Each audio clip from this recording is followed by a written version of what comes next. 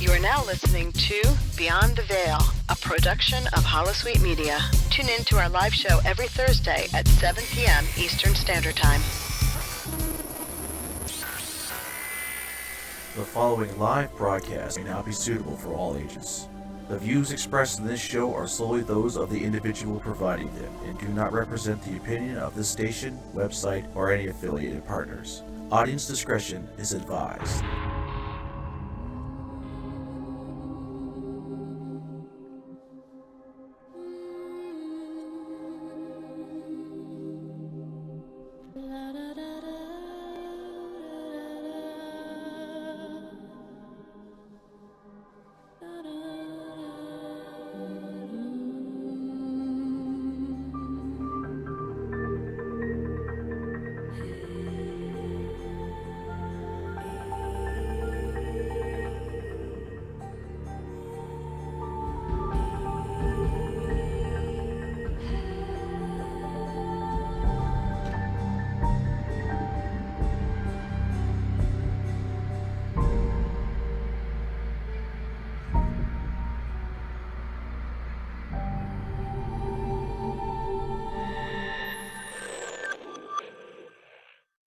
Hello, Secret World, and welcome to episode 139 of Beyond the Veil.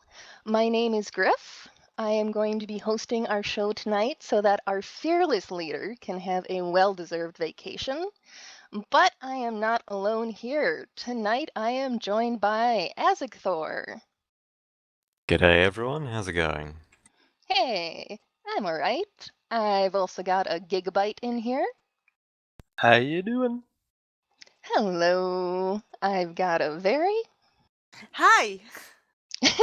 And we've got an Ardry in here with us too. Good evening, sexy people. Woohoo! There has actually been a whole lot of community stuff going on in the Secret World this week, but I thought I'd start out with, has everybody gotten a chance to run through some or all of the issue 11 content? Oh yeah. Very much so.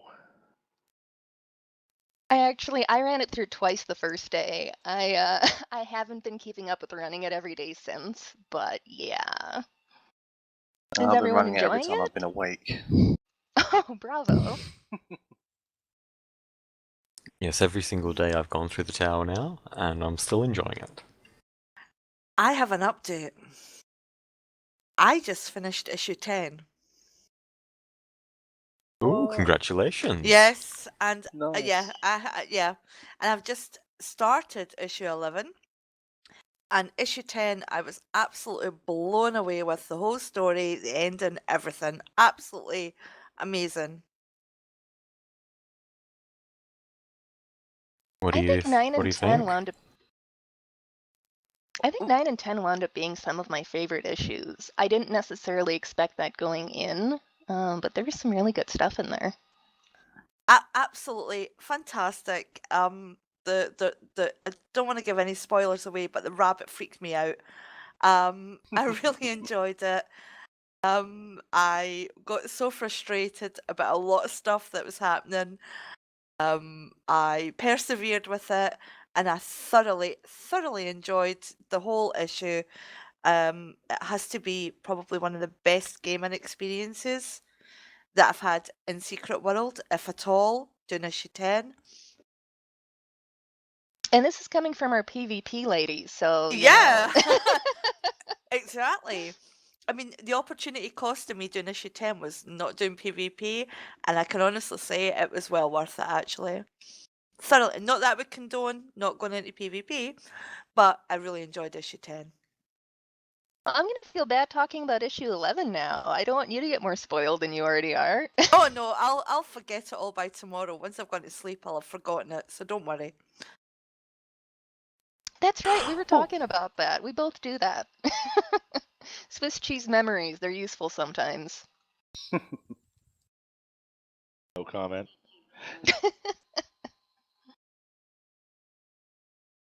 Well, I know there's been some back and forth on the forums about whether or not the dragon actually came out on top. And, Scriv and Tilty were in here and they kind of talked about it from their perspective. I guess, do you guys personally feel like that got across, or were you one of the ones that were kind of like, eh? It's not made obvious, I have to admit. Yeah, that's not what I saw. I think that was one of the things that I can definitely see how people would be disappointed, maybe, just because it was built up so much.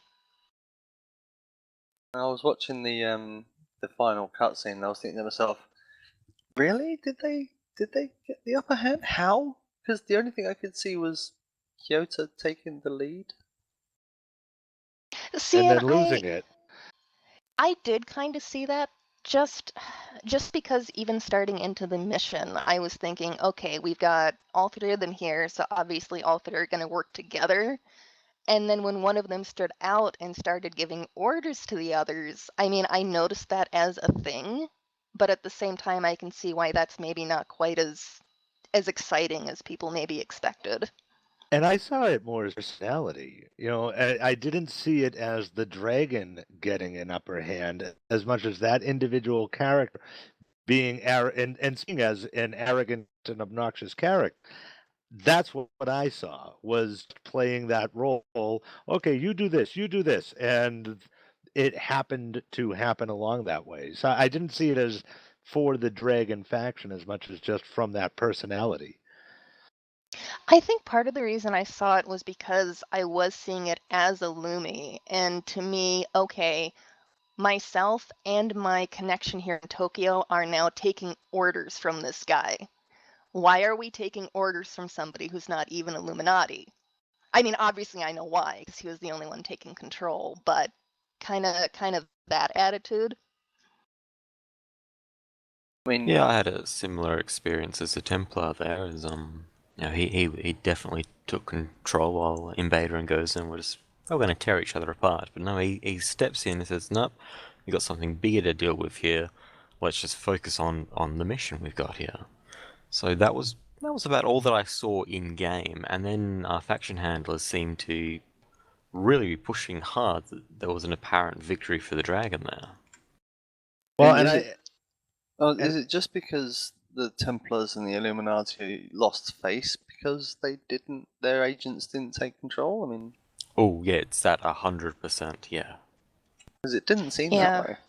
And I didn't see that, and as a Templar as well, I saw it as this is my part of my mission. And again, this goes back to the arrogance. And the faction representatives in Tokyo represented that old school, as a Templar, that you're doing your thing. I have to go and fight and do this other bit. When we eventually got back to our faction handler, I felt that it was appropriate, and I was on my faction handler's side and not the old school Templar side, which was fantastic for me as an experience.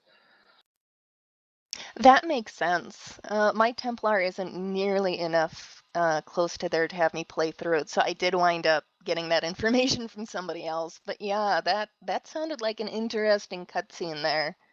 I know for Lumies, I can't think of another time where we've actually been in the room while Kirsten was obviously being apologetic to her higher ups to that degree. Like, it's come up maybe once or twice, oh, the talking heads are mad at me, blah blah blah, whatever. But you could really tell in her voice that she was trying to smooth things over. do you know much about the talking heads as a Lumi? Do you get told anything about them? No, not really. Of course not. Veiled threats. We get told a lot that we definitely don't want to piss them off. Yeah, Whenever well, they're annoyed, people get nosebleeds, don't they? That's about all I know. Ah, that's what it's looking like, yeah. the Templars aren't quite as subtle. They beat the living snot out of people. And I think so much of that for me went right back to TSW play the way you want to play, and I'll speak, in the funny way, I'll speak as an RPer that my cabal, my character was based on almost the rejects of the Templars, people who ran their own way that weren't the old school, that were not we did not line up appropriately. I think we always referred to ourselves as we're the stripes version of the Templars, a little razzle dazzle and not as much pomp and circumstance. So when I finally got to the end of this 3-year journey, I was absolutely thrilled with how it ended for me as an individual and playing that RP character that I've been able to enjoy for the 3 years. So I'm thrilled to see where we go next, whenever that should be. That makes a lot of sense, yeah. I know jumping to a different. Oh, go ahead. I'll just say one thing that we have to remember about Damon is he's had a very long-term plan. Now correct me if I'm wrong here, but I believe that he knew beforehand that the filth bomb was being shipped into Tokyo, and his pachinko machine said, "Let that happen. Good things could come from this." Now, is that right? I believe so. I know I hadn't noticed this until I saw somebody point it out in the forums, but if you also go through the missions that the different folks gave us, his is the only mission where it seems like he knew where he was sending us and there was a reason for it. Where Gozen was, oh, go hunt these demons because I don't like demons. And the demons were like, oh, well, go find out what's happening here because we don't know. He was the only one that sent us someplace that was really integral to the plot. He's also more than a little bit unhinged. Yeah. Oh, yeah. Yeah, he did seem to have a plan, while the other two, they were just reacting to whatever happened. Yeah. Well, he's the one that sent us to the Fear Nothing Foundation, or his pachinko machine. I mean, I guess however you want to look at it.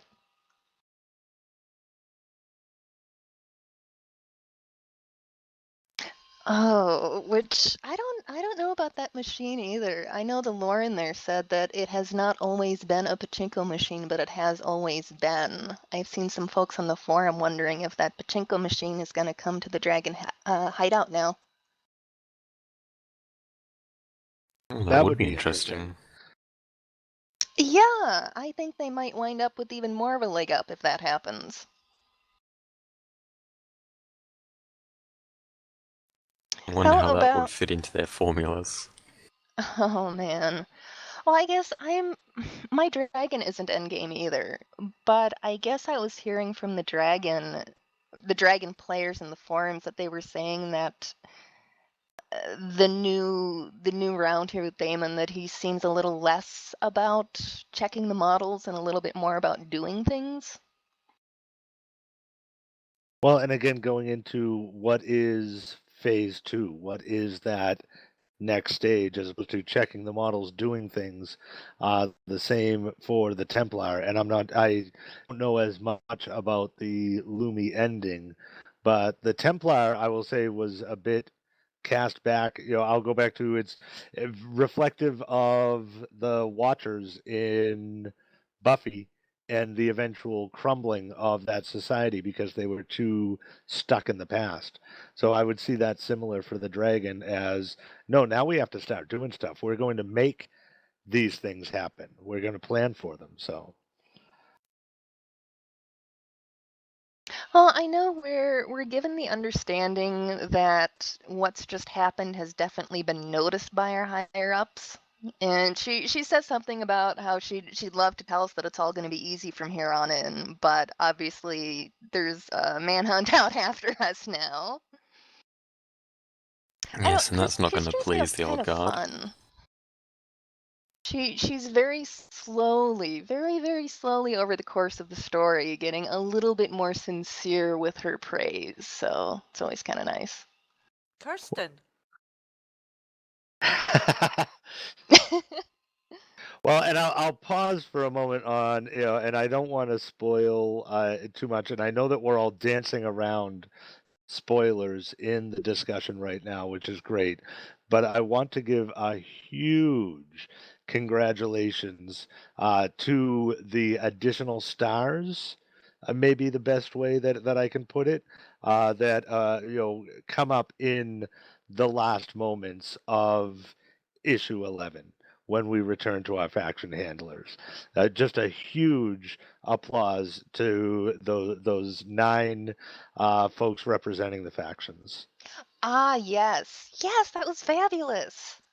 Oh, I couldn't believe it when I recognized all 3 of them. Thought, wait a minute. Yeah, Was that just them? I I know them. that was great.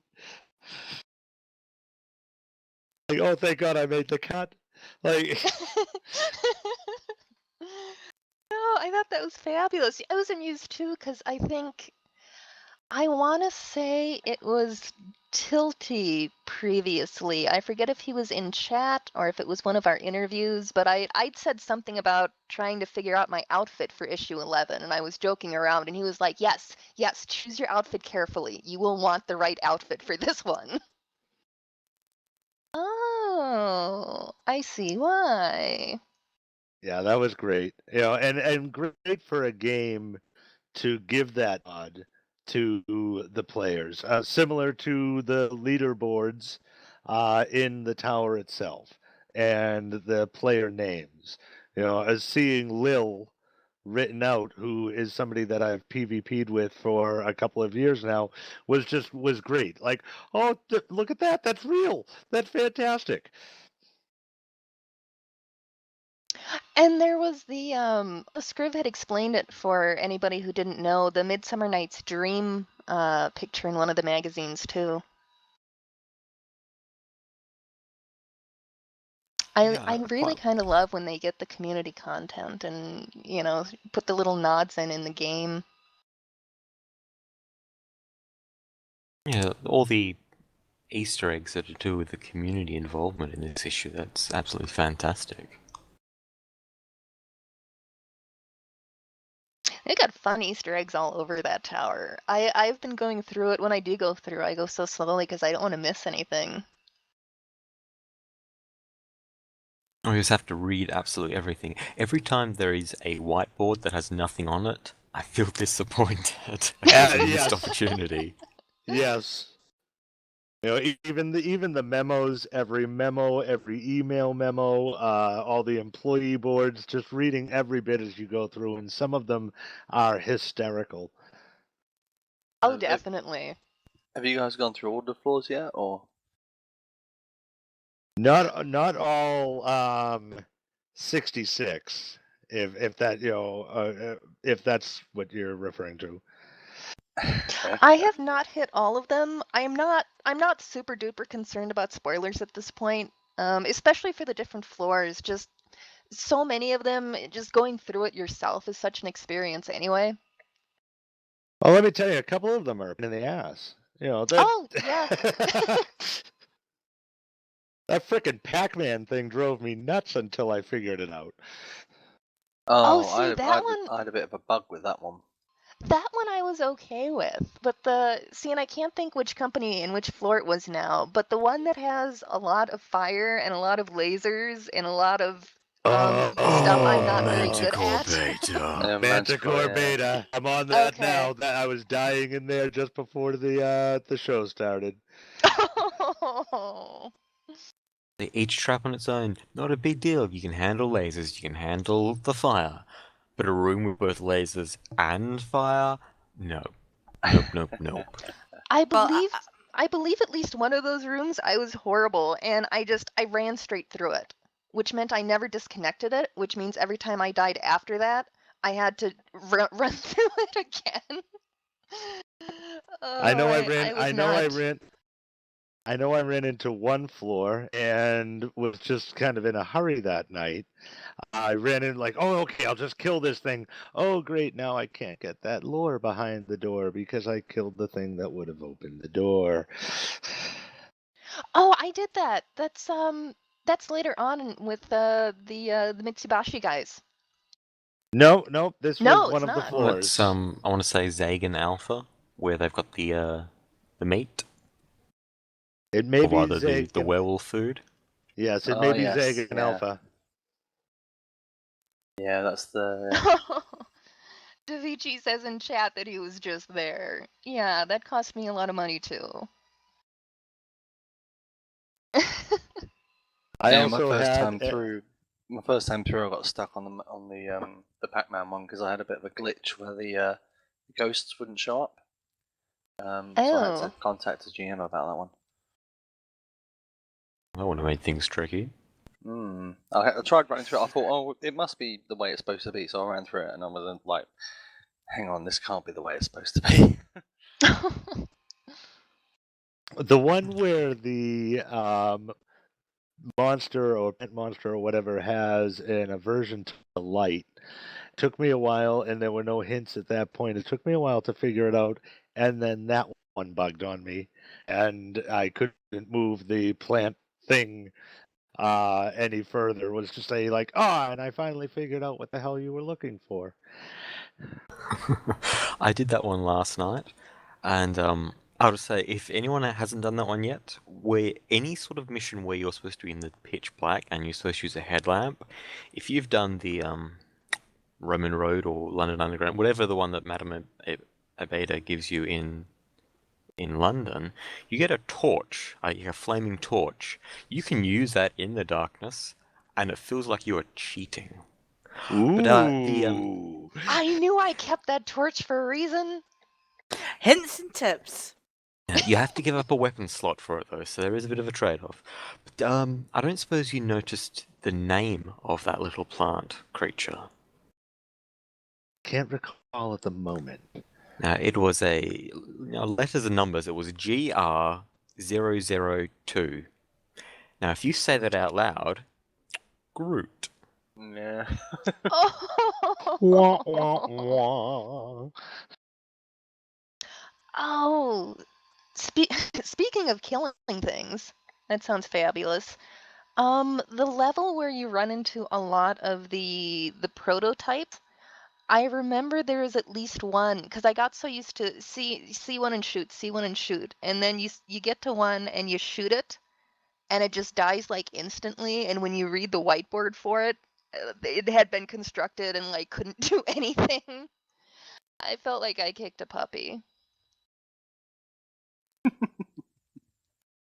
Otherwise, if you don't notice the whiteboards when you play through that level, notice the whiteboards because there's little notes about like this one's really, this one's really fast or this one's really whatever.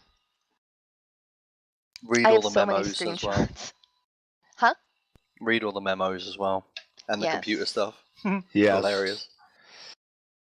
And helpful. They are trying, as with the rest of the game, they are trying to tell you what you need to do. Some days you just have to be smart enough to listen. But that requires paying attention. I know. Okay, well, how about the ultimate power? How are you guys feeling about that? Woohoo! Pretty OP, to be honest. I'm just glad it's not been used in PvP. I really wish it were, but I know it can't, honey. I know we can't. It's just like I know. There's Yeah, not, but I know. Yeah, but I wanna. No. I know. You don't want to just be able to run into a custodian fight when someone's trying to take over a facility and just blast everyone to death at once. Well, and I think the worst is that there'd be 30 of us doing this at the same time. Exactly. That's where the issue starts to pop up. Is it would just decimate PvP. Yeah, it really, and the other thing I would say as well is it also means that people have to buy the issue to get the ultimate ability, which is kind of going against the grain of PvP, trying to be a bit more all-inclusive of PvPers who maybe don't play PvE. So, no. That's my thoughts on it. That's a good point. You don't want to make something available because you buy it. I think we've got one coming up to us on the screen here in a moment. So I think, yeah, here we go. Yeah. Thank you, Orders. Yeah. Look at those goody two-shoe gold wings. So that's the color I got. I was gonna say, what one did everyone get? Because I'm really interested to see what the choices result in. All right, you got a should good one coming up remember. in a moment. I'll have to say, just being a Templar and being with Group W, I just feel with I may be on the side of the Angels, but don't think for 1 second that I am one of them, and I ended up with blue. Yeah, I got blue. I can't remember, and I'm really looking forward to this. Can I just say something? I know I've just recently finished issue 10, but actually I didn't realize that there's some of the favorite lyrics from one of my favorite songs is actually included in issue 10, and I couldn't believe it when I read it on the gravestone. The lyrics from The Sound of Silence. Oh, yes, yes, yes, yes, yes, yes. And I wish I'd known this last week when Tilty and Scriff were on, because I was absolutely like, wow. Those lyrics are just some of the, the best lyrics that have been written. I'm sure there's people might argue that, but when I saw that, I thought, oh my goodness, I can believe that. That is such a great use of just words to incorporate into the mission, and that was it. That I was hook, line, and sinker into issue 10. That's right. I had forgotten too when I first got to that part because I love the song too. So yeah. Those The wing. on you go. Sorry, no, I was just going to say those lyrics were just like, wow. That just meant so much to me there. It really just resonated, and that was it. It's like, I have to finish this issue. So there I was at 3 o'clock in the morning, trying to kill Mara. Oh yeah, trying to remember how I killed Mara. Yeah, and I won't spoil it for people that haven't done issue 10. But wow, that just and the dreamscape. I actually talked about it the following day, when I went to uni, with other people that I knew, and I was like, I couldn't believe it. Anyway, that's me. It's all right. No, on the wings, I was gonna say earlier, the thing with my wings is I did get the golden wings. I wasn't actually trying to pick quote unquote the good choices. The arrogance of the voice ticked me off, and I went, I'm gonna do the opposite of whatever the voice says. So Well, and I come back from the time, and I've seen it on the forums as well, that they had considered or they were going to allow us to redo the first choice or two. Because when I got to that first choice, I had no idea, which I think is appropriate, by the way. I had no idea what I was doing. Take the gift, don't take the gift. I don't know, or yeah, oh, gift, yeah, gimme. I'm glad that it played out that way. And again, RP wise, it makes sense. You're not supposed to actually, have any meta to this. You're not supposed to know what's going on. So I'm glad that it ended up like that, and I got my blue wings, so I feel pretty. But I'm kind of in the same boat, although I picked the gift because I didn't realize that you could reject it. I didn't notice the character go running off the side thing. right. And I've gotten so used to clicking stuff at that point, it just came up with a cog, and I thought, oh, I'll click that, see what happens. Exactly the same. This is the Exactly thing- the same. This is the thing that's made though for people who are now working through, who are newer players. They might know what the consequences are at the end of it, whereas perhaps those of us that had played it before issue 9, 10, and 11, we weren't always aware of what was going to happen. and Well, I we think knew I the like that choices would have a better. consequence, but we didn't know what Yeah. that consequence would be. Exactly. Okay, yeah, we knew the choices were going to have the consequence, but not that it would in effect mean what's happening now with it. True. So that I'm glad that I played and finished the storyline when I did, because that added some sort of element of it being quite more mysterious to what was going to happen. So although I'm glad to see the conclusion of it, I mean, after all, we are coming into our 3rd year of the game. I'm glad to see the conclusion of that happening. It's a shame. It's not, well, maybe not so much a shame, but it's a little bit of a spoiler for those coming after. Although it does Well, make and me wonder what the next lot, like season 2 essentially, what season 2 will bring with, choices and what they will maybe lead to. Yeah. Well, I like when the game catches me. I know I've babbled about it on the show before, but I love that I regretted my decision to get the now I can't think of the word, the forged document to get to Tokyo. Like I obviously, that wound up not being included into quote unquote consequences, but the fact that I made the choice and then I regretted the choice later, I kind of loved that the game got me into that position. Now, what consequence did you face? Because I don't know. It's not an actual consequence per se, but I guess spoilers if anybody particularly cares about that at this point, but at least when I played through and you did the forged seal, when you get to the very end of that mission, you find out that it was staged by John. Oh, very And at that nice. point, again, I did that just prior to Tokyo opening up. So at that point, all I knew about John was he was the anti-buzzing. And I was running the missions and I was having fun, la-di-da, whatever. And then you get to that room and I go, oh crap. Why didn't I think about this before I agreed to do it Well, this way?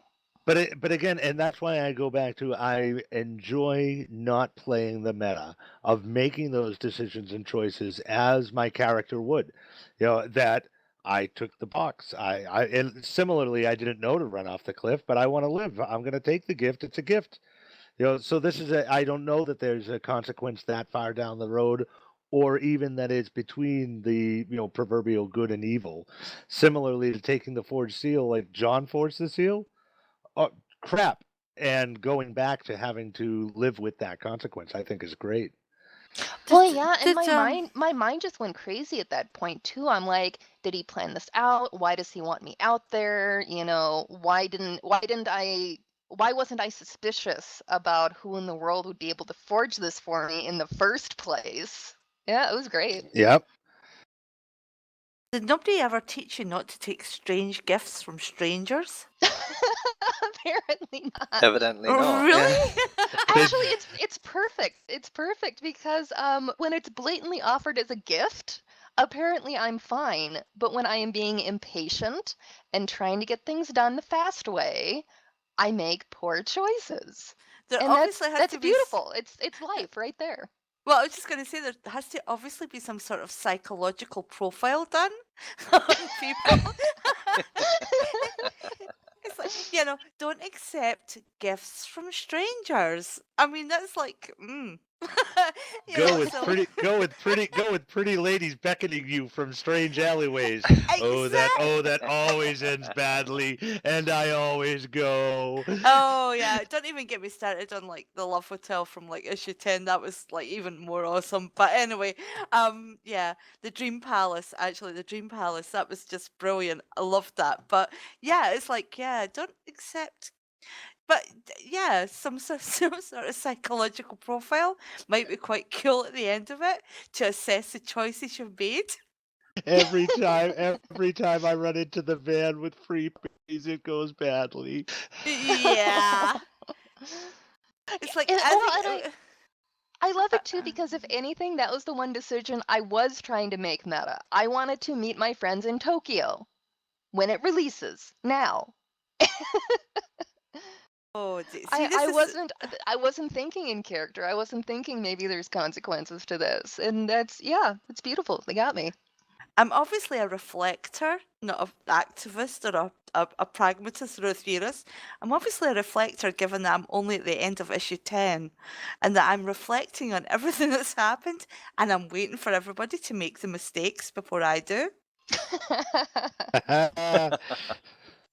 So I'm just kind of wondering what psychological profile that might say about me. But anyway, Actually, Yeah, speaking of John, I know I had mentioned last week, I absolutely love the way his character grew. I would In have liked to have I would have liked to have seen him more scattered through the story. Just bits and pieces thrown out at us through the story. I can see that. would you have liked to have seen him, say, in Egypt or Transylvania, somewhere else? Very much so. Even in Kingsmith. How about instead of Tyler Freeborn, you make it John?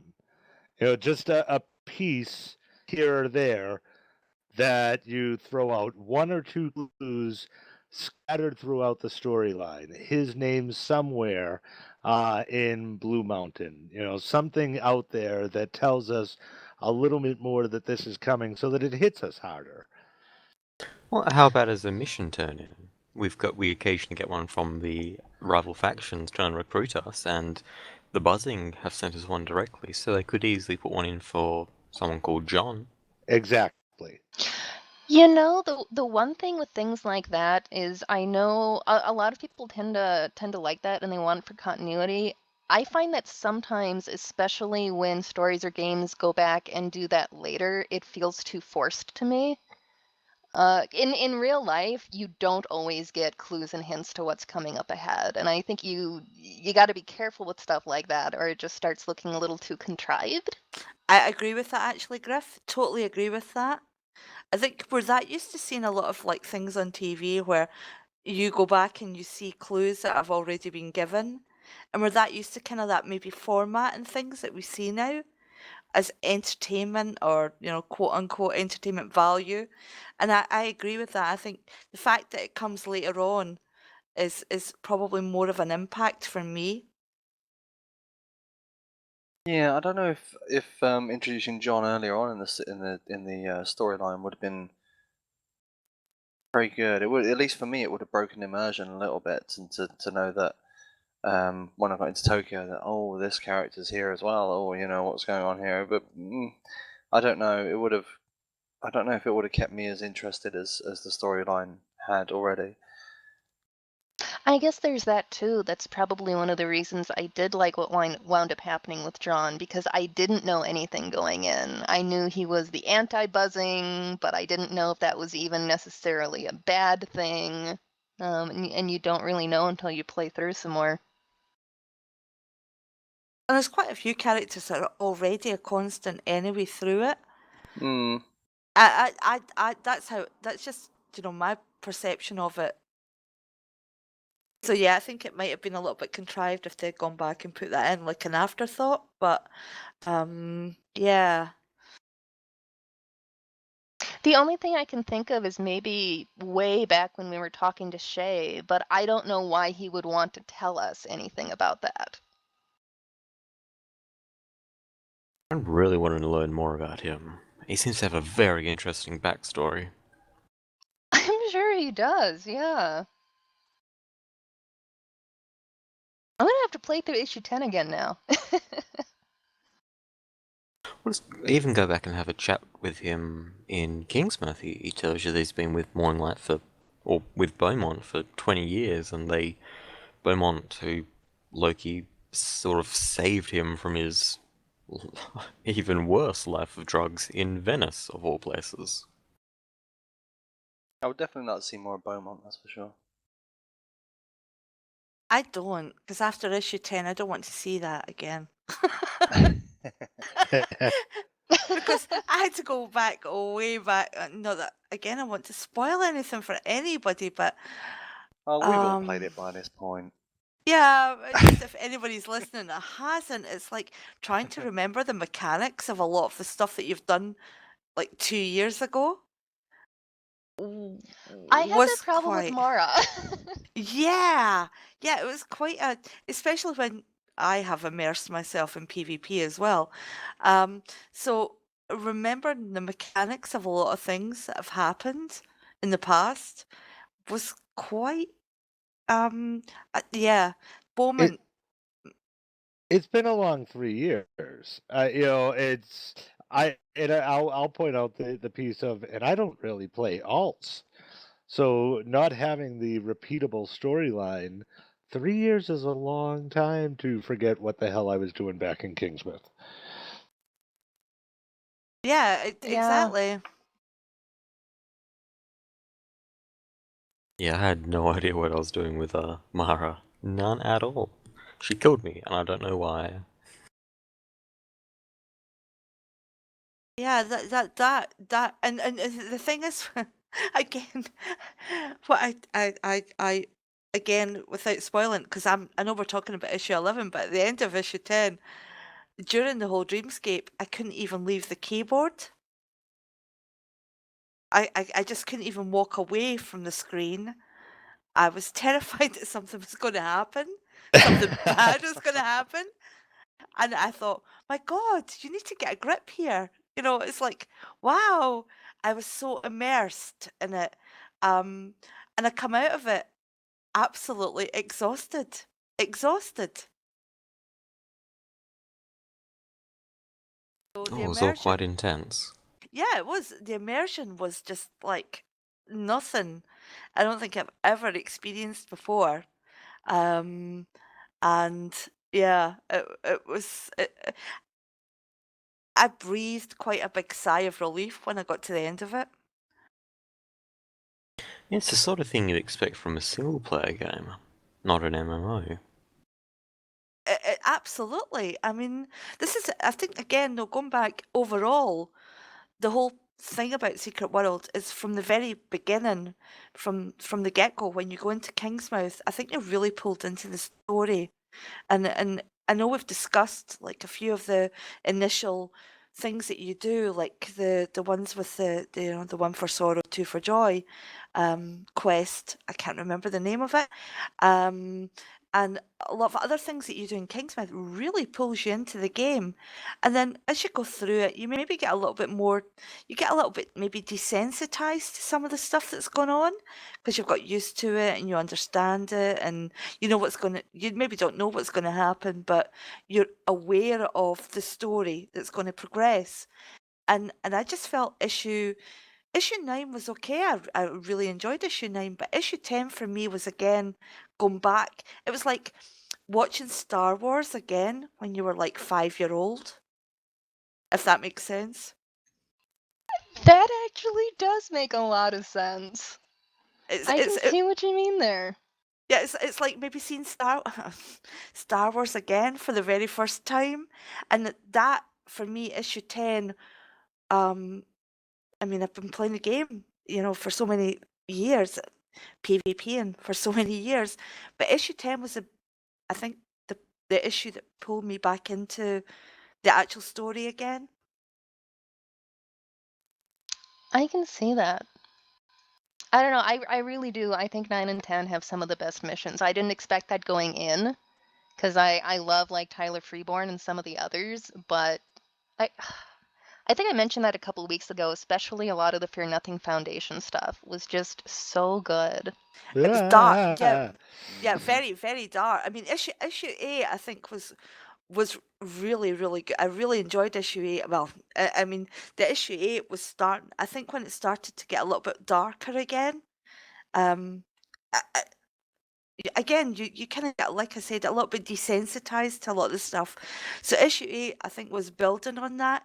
Issue 9, the Fear Nothing Foundation was like, okay, this is kind of freaking me out a little bit. The scary kids in the garage and everything. It's like, this is not good.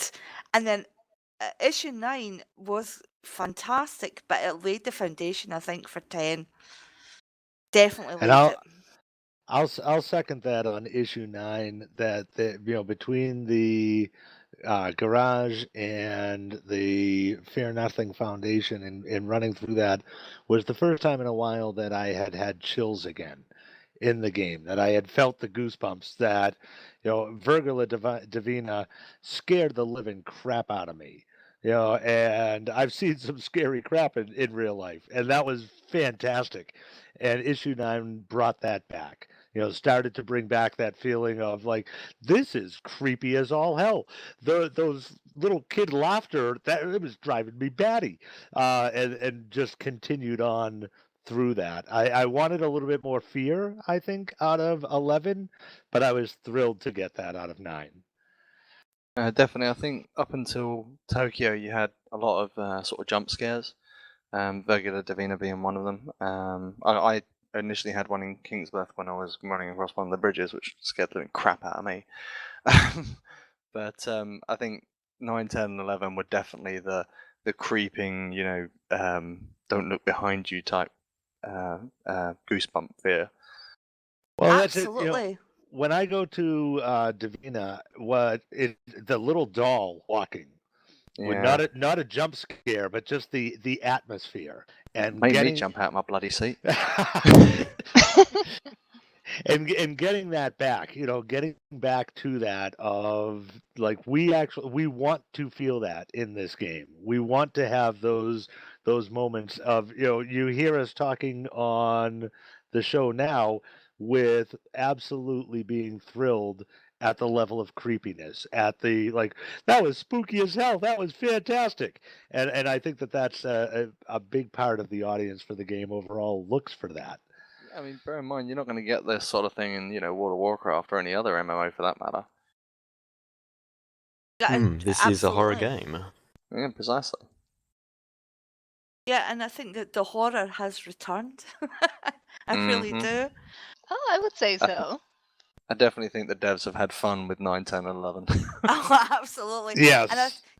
And it's just the little touches that you're saying. I mean, just a little personal touches that have been put into it, and the references to popular culture as well.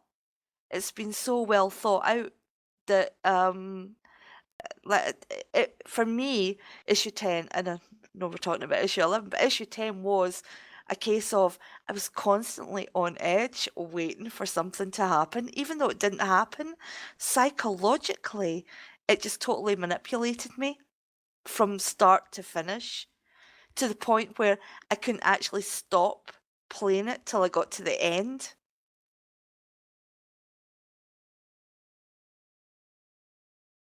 Certainly, the garage kind of made me feel that way though. When I was in that mission, I was sitting at my computer, telling my wife, "Leave me alone for 5 minutes. I need to get through this." And whatever you do, don't tap me on the shoulder. You know how excited you were when I was watching Firefly, and you're like, you get to watch it for the first time, and I'm so excited that you get to do that. This is how I feel with you talking about issue 10. Yeah, exactly, It's exactly. fabulous. It's like watching like Star Wars for the first time ever again, as through the eyes of a 5-year-old. It's like, oh wow. It's like almost like this energy's coming from it. Real energy's coming from it. Oh yeah. Well, and actually, really quick here.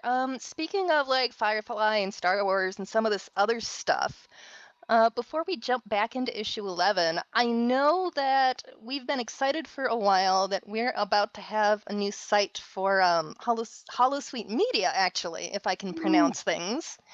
And I believe that Xander wanted to plunk that into chat in case anybody wanted a little preview of the new site.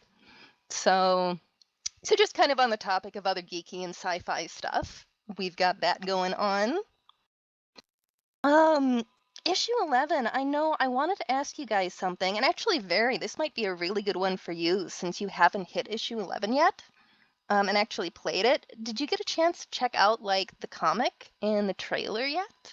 Yeah. No, No?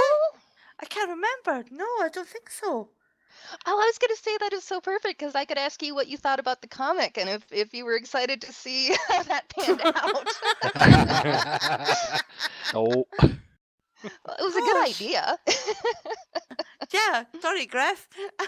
That's all right. Well, for anybody who missed it, because we had all of this, it was great. Like we had the comic come out, we had the trailer come out, and then all of a sudden issue 11 was out. It was fabulous. The comic is out. It is you can find it out on the forums.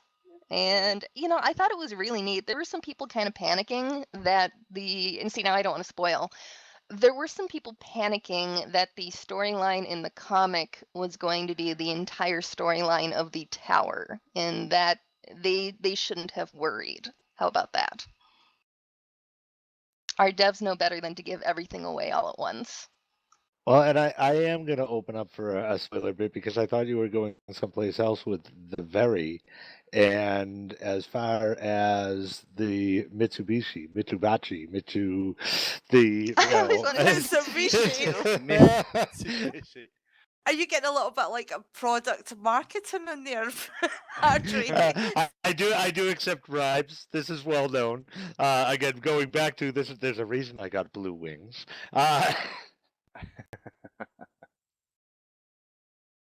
But the Mitsubashi, and as an aspect of issue 11, wanted to see if anybody had any thoughts on that from a non PvP core. I thought it was absolutely mind blowing. Mm. And I thought they were about where they should be. My gear is like the low boundary of high end. I'm like 10.1, maybe a couple 10.2. So when I go into something like that, I don't expect it to be a super big challenge for me, but I expect to look at it and be like, well, if I was slightly less powered, this would be tough. And I felt like Yeah. they were about at that level. I'm about the same level as yourself, Griff, and I thought it was doable. Quite enjoyable as well. I quite enjoyed the encounters they had in that section. I do like the idea of the Mitsubachi, because all the way through you kind of think to yourself, well, surely I can't be the three can't be the only ones that are out there, Surely there's other people that said no to the societies. And what happened to those guys? Well, I also love that after a while they got really super irritating, because I figure we must be that irritating to everybody else. Probably.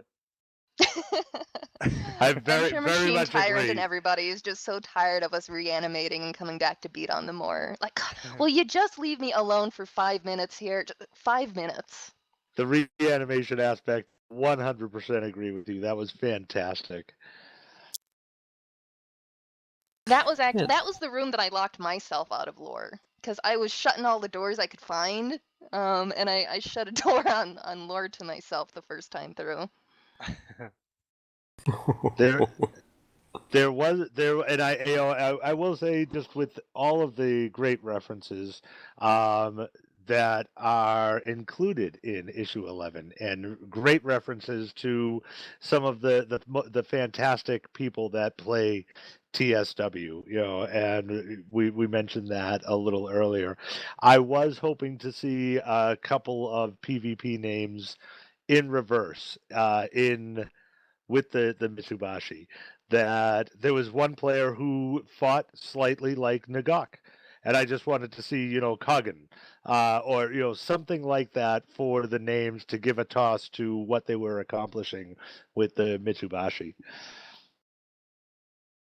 I could see that having been really cool. Because yeah, I definitely it wasn't as difficult as actual PvP, but I definitely got the PvP vibe when I first walked in and they started wailing on me. And that's good to hear as well, that it wasn't as difficult. No, Well, we their didn't die every their 5 AI seconds. is good, but it does not compare to our actual PvPers. Yeah, I do like the mechanics for the Mitsubashi fights as well. I mean, as you go through the different fights, the mechanics change slightly, and I got kind of stuck on the last one because I thought to myself, well, how am I going to deal with this? Because I can't shut that door. So I thought, oh, what am I going to do? Thankfully, Galactrix helped me out a little bit. So. Well, and then I was trying to, for quite a few of those, I was trying to time it so I could take them all out at once, so I could have that 2 seconds to, open a thing or do a thing. Yeah. Unfortunately, at my level of gear, I wasn't able to do that. I'd just get overwhelmed too much. Oh, yeah, that would do it. Mm-hmm. That would be harder. There's enough things that you have to pick up. Who was it? I forget if it was in stream or somebody on the forums asking if those pieces of paper are just like glued to the desk and that's why they take so long. The security cards. Although, thinking about it, have you guys seen the achievement for the Mitsubachi? Ooh, the pacifist. Oh, That's I've a tricky seen How the one. it. hell are you supposed to do? I can't figure out a way that you do that. I can't figure out how to get it. Of course, we've got a couple of PvPers who've completed it already, that have gone through. I'm trying to remember. Kreutz, I know, did. So Arnbjorn was one of the first to make it through with a self-healing build. I just can't figure out how to get past the first one with a self-healing build. Yeah. See, I See, had that I had one- tried I had tried it with a self-healing and shield, but that wasn't enough to keep them off me long enough to again use items or open doors. Yeah, I've because heard when you're some attacked, people when you're using used- something, it slows down the use thing. And if you get hit enough times, then your character stops trying to use it at all. Yeah. Yeah, I spent a good Yep. chunk of time. I believe I saw some people in the forums mentioning bringing in some in pairs or something. I don't know which ones we have that wouldn't also damage them though. Well, if you take off a lot of your damaged gear, that they'll still have their full impair and hinder effect. You just won't be doing much damage. Or if you have the wrong Ah. Aegis on. So I think it can be possible to do it with hinders and impairs if you went that way. Although if you want to do it slightly more simple, bring a friend. So you have one person as a heal tank, the other person runs around, so opens and closes the doors for you. You know, Makes sense. I hadn't even thought about slotting the wrong Aegis. That is really good thinking, and that is a really neat use of the mechanic. You will. I have got the achievement. I did it with a friend, and I was the heal tank. And when there's a whole heap of them attacking you at once, you notice just how much damage they do to your shield. They do a lot of Aegis damage. And we've been told by developers that you do want to have a reasonably leveled shield, and if you're going for that achievement as a heal tank, you will see why.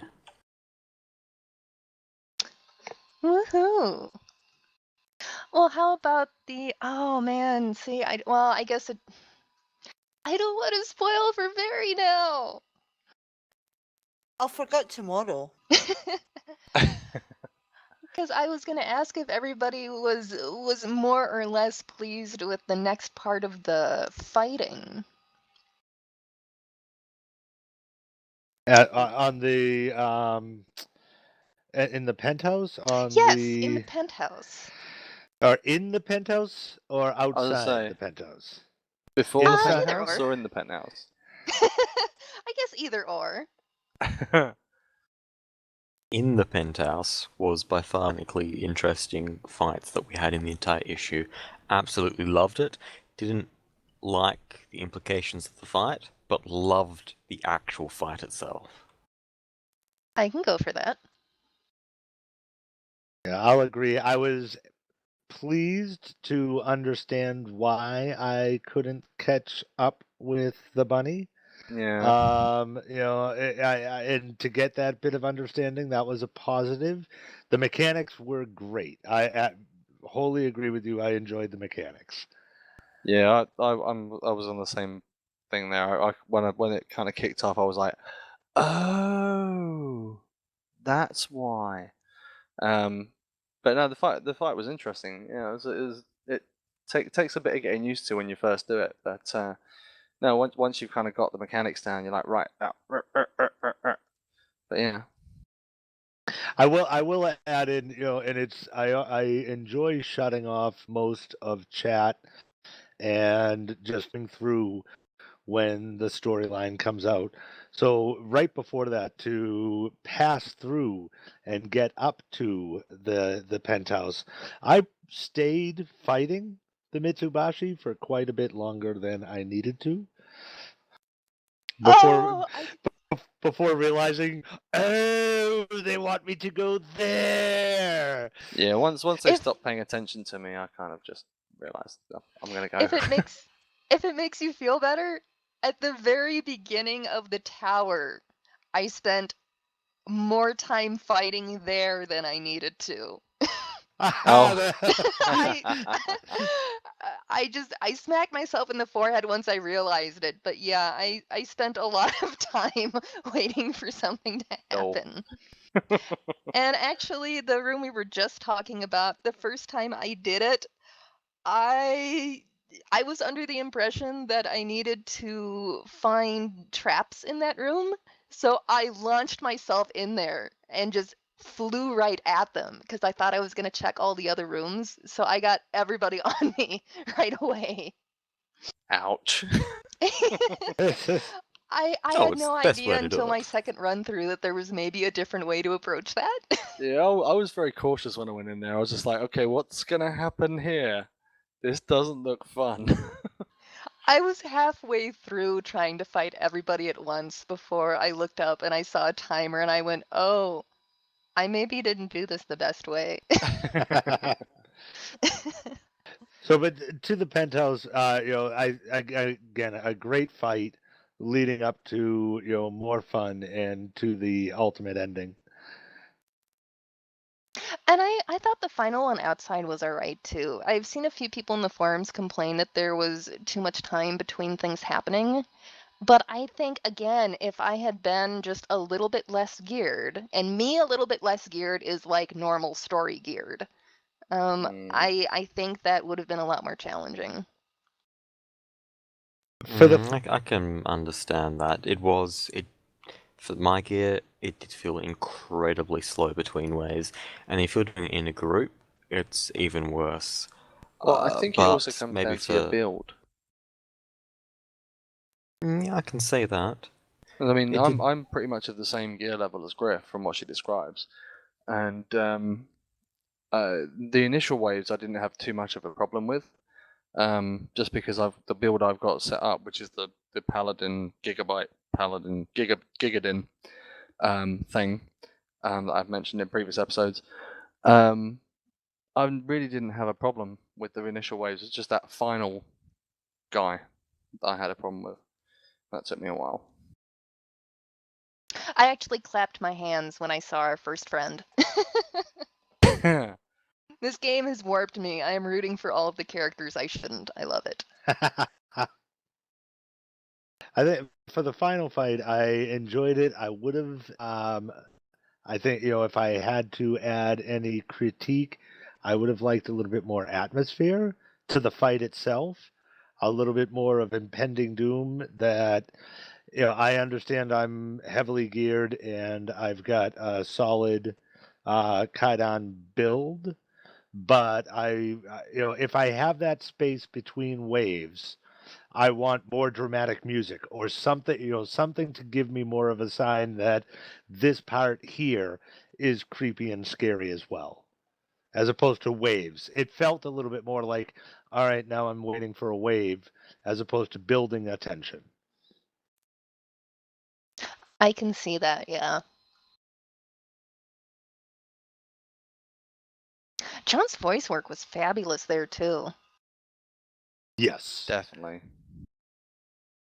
I think Was- that's one of the reasons I think he started growing on me, is just his voice in certain areas is just, it's wonderfully compelling. I liked how he talked out of the little face, little mouth. That was really kind of disturbing, but it probably should have been. It took me a second to realize where that was coming from because you don't see it straight away, and you're like, "What the? Oh my god, that's weird." I like that. I like the distraction aspect of that. Mm. Again, into the story piece, that was really enjoyable. I would agree there too. Actually, shooting all the way back to the beginning of the issue, I love how he summons you to the tower too. That's fabulous. Yeah, definitely. And yet again, we are used. This. Yeah, well, it could be worse. I mean, We I learned that in don't. Arachi Tower. There's all kinds of worse things that could happen. Yep. I mean, not wanting to get into too many spoilers for obviously someone's sake. Based on that last fight and the conversation that we have, where do you think the story will be going next? Oh, that is a very good question. I think the two most prominent right now that are out there being discussed are the Congo and Antarctica, and of course we have some hints at Atlantis as well, and we don't know how to take those hints. So I'll Where are have that those as- hints coming from? There's an image that's being shared of upcoming costuming, upcoming clothing items Okay. that are Atlantean. At least by the look. Yeah, at least by the look. Ooh, it's. I'll post them in the chat for everyone. I know the outfit you're thinking about. I guess I had been curious if there was anything else actually in game, because we had been told, yeah, actually, even on our show, we had been told that the hints for the next places we're going are in Tokyo. And by the end of the story, we'd be able to work out where we're going next, which is interesting, as in the very last cutscene, Lilith mentions she got in Antarctica a Gaia engine, but she's brought, I believe that's been brought back to the tower. So then why would we need to go back to Antarctica unless we're just learning more about it? We also know from the lore that Makard was, Lilith met him in the Congo. So it's another, maybe we go there and do some research to find out where to go next. I'm not really sure. I know if I had to guess, I've been leaning towards the Congo. Don't we pick up some information or some lore about that down by the docks too in Tokyo? Yeah, the big shipping containers with all the filth that comes Yeah. from the Congo. Yeah. Yeah. And the other little boat comes from Antarctica. Oh, so it could go either way again. Yeah, it depends what our priorities are, if we're tracking down the Gaia engine or tracking down Philip Makard.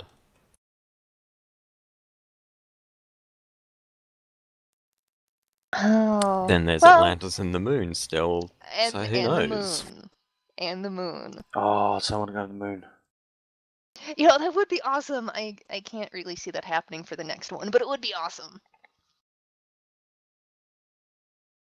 Well, what do we know about issue 13? Issue 13 is going to have PvP elements. Now, where would that best fit in? It could be Antarctica, because no one really owns Antarctica, maybe?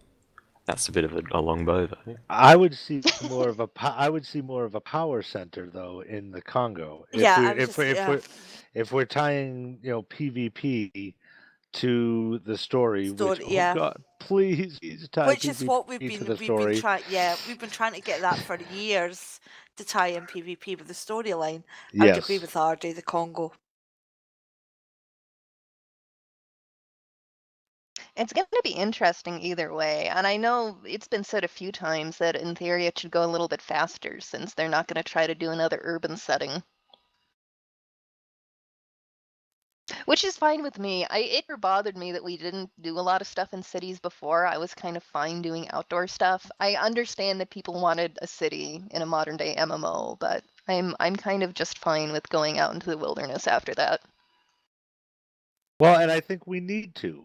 Again, going to that, ending that shall not be named, we're not exactly city type people anymore. Yeah, there is that. And middle of the rainforest would be a good place to hide away for a bit. It's true. Do need to keep our heads down. Well, speaking of lore, I'm gonna kind of jump to something else that kind of fits in while we're talking about issue 11. For anybody who didn't know, speaking of our devs, Scriv ran with folks over on Otterdown yesterday. I don't know how many people got a chance to either watch that live or watch it later, but he was dropping some lore stuff during his run. And I as I missed think that. already knows where I'm leading here, because I was super excited at part of it. Yeah, there's a lot of lore stuff and a lot of lore things which he would not comment on, which is just as interesting. That's true. I was super excited because somebody finally got to ask him if Bingo Cola and Zagan Cola are the same. And he said no. He said Zagan Cola is an Arachi thing, and Bingo Cola is something else. I'd always assumed that it was just a subsidiary of Zagan, and they were making Bingo Cola, but they're not. And now we have to work out, well, what does this other company do? Who is this other company? And why have they made something that seems to be so incredibly addictive, and the filth absolutely adore? And what's in it? There was a massive thread about it in the forums a while back that I was following. And I remember at one point, one of my friends who doesn't play had messaged me, oh, hey, what's up? And I'm like, oh, well, I'm reading the forums. We're having this whole long discussion because we need to figure out who runs these two different soda companies. Then I realized what I was saying, and I'm like, it makes sense. It makes sense in game. Trust me.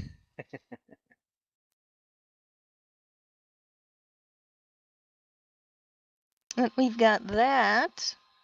He still won't talk about the hive, though. So that's kind of a shame. They're still enjoying just teasing us about that. I ran through or whichever of the floors it was again that has. I think it might be a Nazi.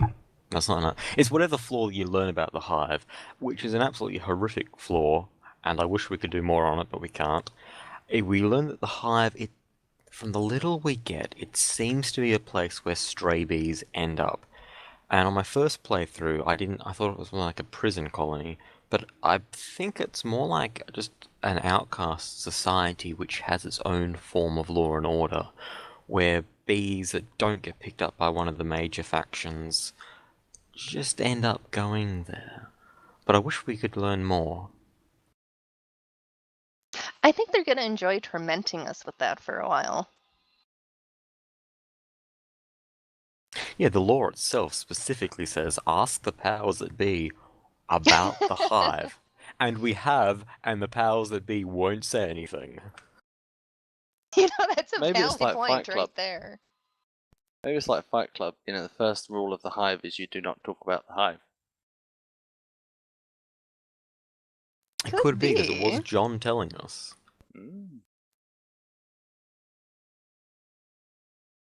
What else did we lure out of him? We got that Lilith is a few levels above human, but is not a bee like us. No, because she's like bee power started, like from the start of time, pretty much. Yeah, I think we've got it pretty well established now that she's been around a long time. Well, I mean, if it's the same Lilith as is in Judeo-Christian tradition or mythology, and that makes sense with Samael and the fallen angel references. The how dare you procreate with a hairless talking ape. Yes, and Yeah. going back. So at one point Lilith was human and may have been that particular Lilith. Well, And, going to the multiple names and so on. Yeah, I mean, don't forget. Well, in Judeo-Christian, well, I say Judeo-Christian, Judaism really. The character Lilith was the original woman before Eve, and she wouldn't lie in the missionary with Adam, Right.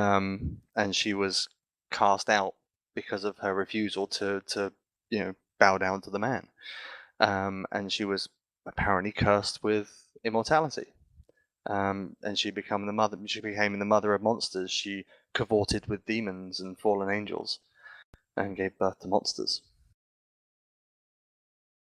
And I always kind of figured that it was relating in there. I'm trying to remember now because I missed part of the conversation last night. But I think they must have been on the topic about how come they've got some things that can be found in folklore, but the people don't always act the same way. Or like, why do we have hell, but it's not necessarily the hell that we would think it is? And Scriv had said something really interesting about how even if everything's true, just because people wrote things about a person or a figure does not mean that what they wrote was the truth. Yeah, they can use these real world stuff as inspiration, and I think he he used it to say when someone sees a lightning bolt, they'll come up with the idea of a thunder god, and it was a very similar sort of a picture here of what they were using to draw inspiration from these things and then change them to fit into the context of there's even more that we don't know, and what little we have is still not much.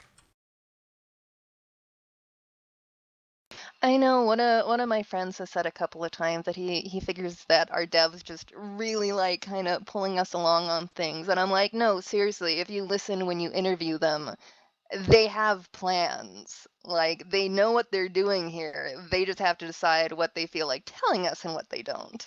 No, Right. that's just Scriv. Scriv likes pulling people along. Well, he did say he used to GM World of Darkness games. So yeah, if I know World of Darkness GMs like I think I do, he's probably quite the devious storyteller.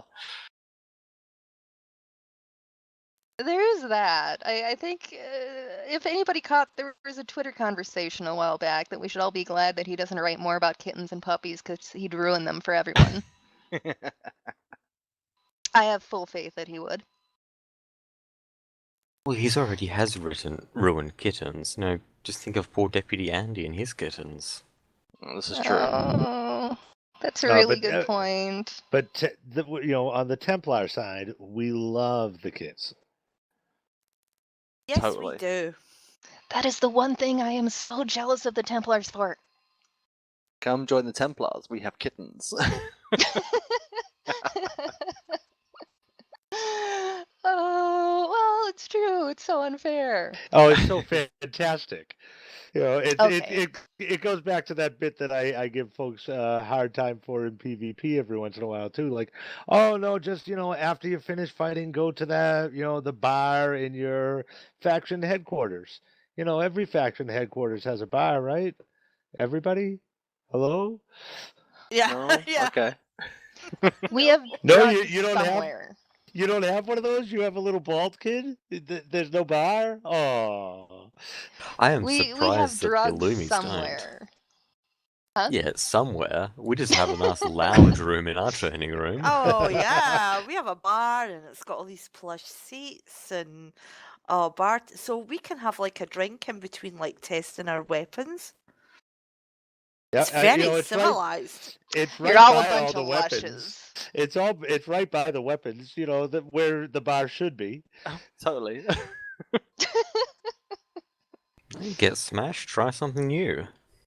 Exactly. Sounds like a great plan. And it's so unusual for the Templars to have that, given that we're like control, not so much not control, but tradition and upright and virtuous, and yet we have a bar in which we can have so much fun in. Yeah. All that gray area. That's where I live. There you go. Actually, I suppose I can steer back towards the live stream thing here quick before I forget. Also, in case anybody didn't know, Scriv and Tilty are actually going to be streaming tomorrow. I believe it got announced at 2 p.m. EDT. Yes, that seems right. And they said they are going to be open for Q&A, and they said something about prizes on Twitter just before I got in call for all of this. And Yes, I are wonder they, what that's going to be. and are they going to be I talking a know. little? They're going to be talking a little bit about issue 12. Some further hints to come. Is that right? I can see forever. But I'm Yeah. sure you can ask. Yeah, No, I I believe kinda they love- might give away a few teasers. I'm curious about the prizes now, too, which makes me sound horrible and mercenary, but, I'm curious. That makes you sound horrible and mercenary, Griff. It's the Lumi in me. The Lumi came out for just that one moment. Yeah. You obviously did that profiling thing before you actually joined the game. Actually, when I did one of those tests and it told me I should be dragon. But Uh, Lumi sounded more like me to me, whatever that Being, says about me. I've been the rebel that you are, obviously. Obviously. I No, I feel I feel bad for Boxcar. Boxcar was supposed to be Lumi, but I ended up sucking him into the Templar. Aw. I'm glad you finished that off with Into the Templar. Yeah, I I kind of mean, I noticed thought that that was too. how the dragon recruited people. Foot rubs. There's Foot foot rubs, dude. rubs. Yeah, exactly. But no, the devs and whatnot, they've been on a lot of live streams lately. Actually, if anybody didn't catch it a while back, there was a thread that got started over on the forums too. They're trying to get a list together of everybody who live streams, everybody who... I think they're probably trying to get people who put videos up on YouTube too. And Tomia made the point in that thread that anybody who does live stream is welcome to throw their dates on the calendar, which we also have on the forum. So that is kind of cool. I don't know, do any of you guys stream other than doing the show here? Or? No. No. I don't I'm have not time. sure. Huh? I'm not sure my Australian internet could handle that. That's one of the big things. Well, Australian internet is not one of the things that stops me, but I'm gaming on a laptop right now, and it's a Same. pain in the butt to try to stream. If for one, I don't have two monitors, and for two, while trying not to let the laptop overheat. But I still think it's cool that we're getting so much encouragement in devs offering to run with groups. I think my friends in other games are kind of jealous. Yeah, it's definitely good for the community, and it shows it to the wider audience as well. And you get to see people having fun. True. Well, and just bears repeating that how many games are using player names in their content as much as we just saw in issue 11. That's also a good point. I know I wasn't around then, but I was so thrilled when I heard about how they put together the ABC of Monsters book. The one in the League of well, they Monsters. did it through the Twitterverse with all the, they just Yes. let people come up with their ideas. Well, even you look at the Amethyst Mouser, from the Halloween event in 2013. If you knew the game at that time, everybody just screamed and shouted to Critty or Ciridy or however I mispronounce Oh, the good name. point. Just again, how often are you going to see that in an MMO? Which, Like, of course, Pay attention, I got a pet. guys. I got a pet. I got a pet. Like yeah. that's. Hey, listen, I'm part of the Pink Company. Yes, you are. What can I say? The Amethyst Mouser was just like, it's our Cabal pet. I have absolutely nothing nice to say about that bloody pet.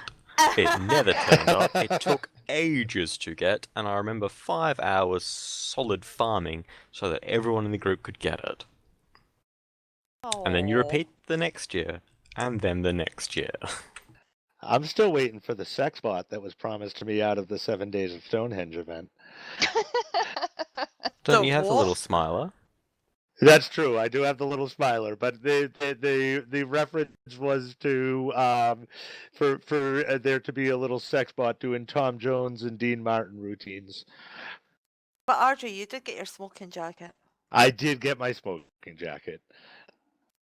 Oh, actually, speaking of clothes, that's something else that we never got a chance to mention during all of the excitement of issue 11 coming out. My character's got them on now. We got light up sidekicks this month.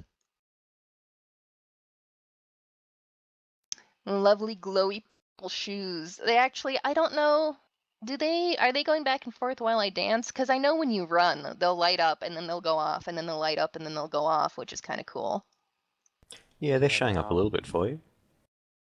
Okay, there we go. And I know it's been noticed that they also do show through uniforms, so you can wear a complete uniform but still have the purple glow. Nice. That maybe not Which be quite good in PvP. that'll be PvP like uniforms.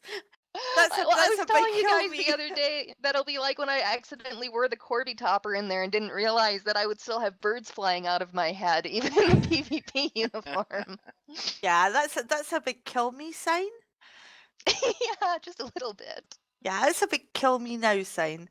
Because I remember accidentally it was bugged and I had the oh my goodness, it's the very scantily clad Egyptian outfit on. Yes. Yeah, yeah, yeah. The one that came out years ago, and it accidentally, for some reason, bugged. I was going into Stonehenge wearing this outfit, very little on, standing healing on top of a rock. Like I was in some sort of routine and wondering why everybody was like just trying to kill me. As usual, being a healer, they do, but more so than usual. And I was bugged. I could see myself with my PvP uniform on, but nobody else could. I That's how I had see you. That's how I see you most of the time, Griff. yeah, exactly. I know I do, but at least you're not trying to kill me, so that's kind of good. Yes. Yeah, exactly. But so yeah, you're trying to defend my honor. But yeah, nobody else could see me. I couldn't see me in this outfit, but I was in the PvP outfit, but everybody else could see me in this very scantily clad outfit, and it was like, why is everybody like making all these comments? I've noticed that in Fabulous. PvP. I didn't know that was a bug. I was wondering how some people in, say, El Dorado were able to run around in their regular clothes. And they do it intentionally, so not very, but others do it intentionally. Yeah, I bugged. I bugged. Mr. Pyre in the chat says, "Don't wear a halo in PvP. That's a sign on your ass." Yes. Absolutely. Anything at all that distinguishes you in PvP from anybody else is an automatic kill me. Well, but for some of us, and we talked about this on Sunday. For some of us, that's our whole intent is to attract that attention. Yeah, exactly. There's not- I was gonna that. say, there are situations where that could be used to your advantage, surely. Not if you're a healer Well, maybe not, but or a DPS. No. No, but as a tank, and it's one of those pieces that we had talked about in the boot camp. I still see a huge component of my role as a PvP tank to hold aggro, to pull aggro, to draw the ads off of the important people like the healers. Different outfits maybe then should have like hate attracted to it, like in a rolling scale. got like insults on them. Yeah. Do me suck and all that sort of stuff. Yeah. That you have to build that over. You have to build that over time. It comes. You draw that attention. Hate generated by like 1,000. That's Yeah. right. Well, Some of our names just do that. Well, while we're on it, why don't you guys talk about how that first PvP bootcamp went? Because I know I managed one lesson, but I did not make it to both. Oh, do you want to I go first, think- Andrew? Yeah. I think no. You should always come first, Barry. No, on you go. I'm bowing to your superior knowledge. It's my big mouth. First, huge applause to Newbie. And Barry was mentioning this earlier, and we had talked about it. Huge applause to Newbie for taking the reins and managing the first, session for the PvP boot camp. And I sort of took that role, I think, in the second, but we had more tormentors. But we had a group come in for each of the sessions. They were great folks who came in, ready to learn, ready to ask questions. We just talked about a lot of the basic attitude to bring to PvP, how so much of it is about attitude. and using your PvE skills that you've acquired in the game just with a different bend. Like I had mentioned, aggro still counts. For tanks, you just have to very much think of it differently and think of it strategically. What DPS does, what the purposes of each of the roles are, and how many more roles and more opportunities there are to use the full skill wheel in PvP than you usually find in PvE.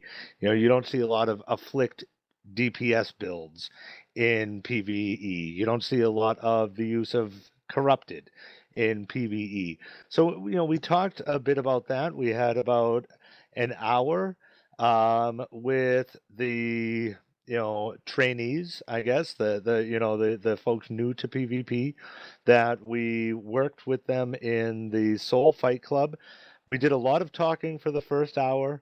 Then we had some experimental fights in Seoul, and then took some of our groups into each of the we ended up on Sunday going into each of the areas. So we did some Stonehenge, we did some Eldo, we did some Fusang, and I know for me and from my side, I had a great time with the folks. They were all very willing to learn, very willing to listen and ask questions, and it was a great couple of interactive sessions on Sunday. Absolutely. I totally, everything that Audrey said, it was a really rewarding experience. It would have been, we were pleased that I think we had 5 or 6 join us. It would have been good if we'd had more, but do you know what? 5 or 6, that's fantastic. So that's new PvPers we have that are not going to be that as worried as they were before about going in. So that's really, really positive. And I think one of the greats is from each of the sessions is once we realized and got ourselves situated, Newbie was able to log on to his Lumi. Very was able to log on to her Dragon. And so we had the faction representation there. The afternoon session with Belladonna and Jaguar, we had a much more diverse, Newbie, Veritas, Rick Rock, and myself are all Templars for our primary. For the the second session, we had Belladonna and Jaguar. Bella is Lumi primary, although Bella has like 20 alts that are all very heavily geared and high rank.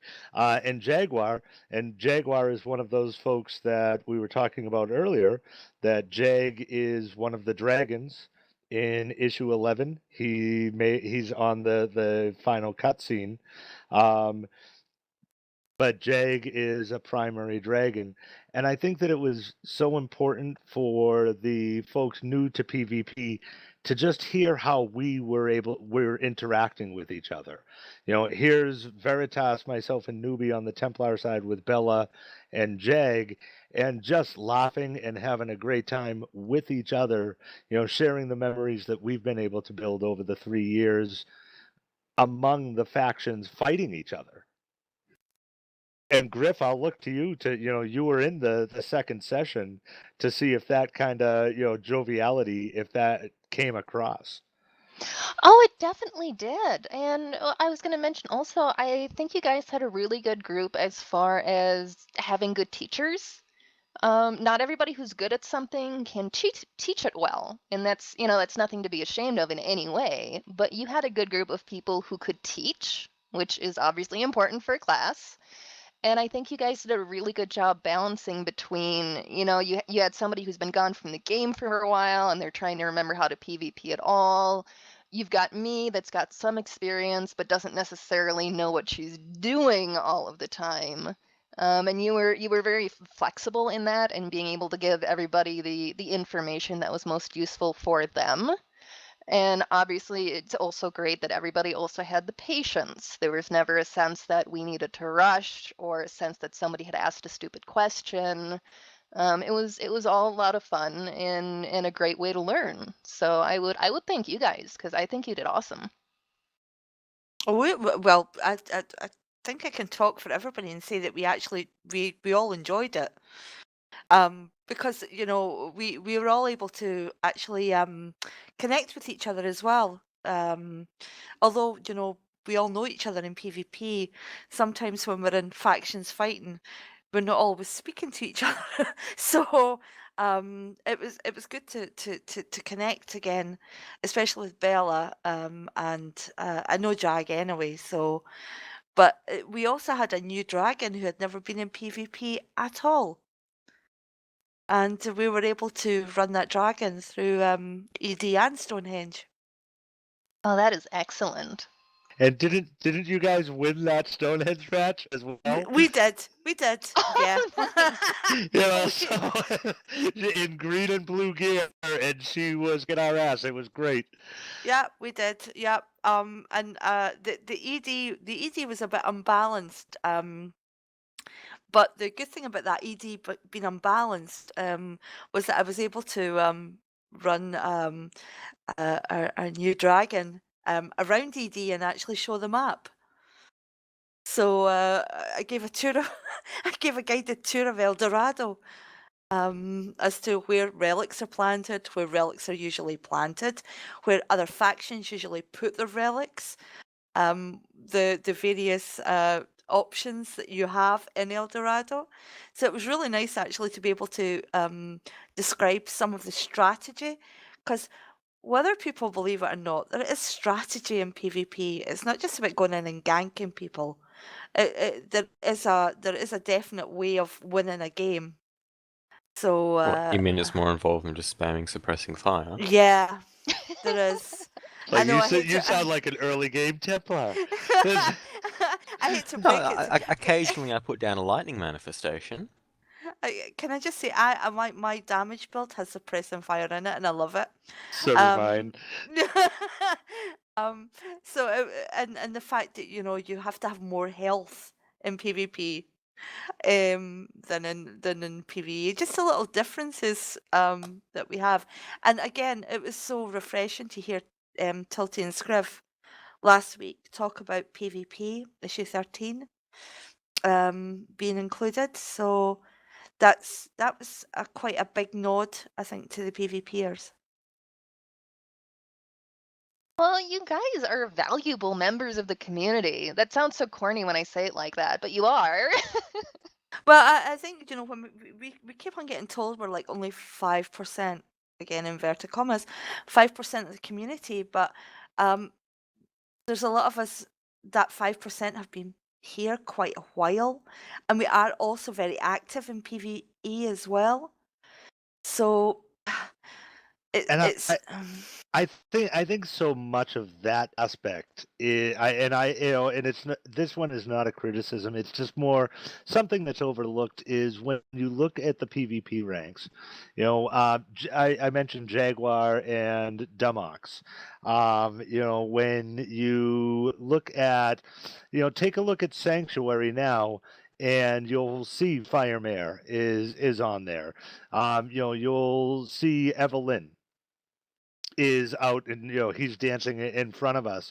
Havy, Dumox, these are folks that Maxi have been out there PvPing, but they help so many players when they're not in the fighting ranks.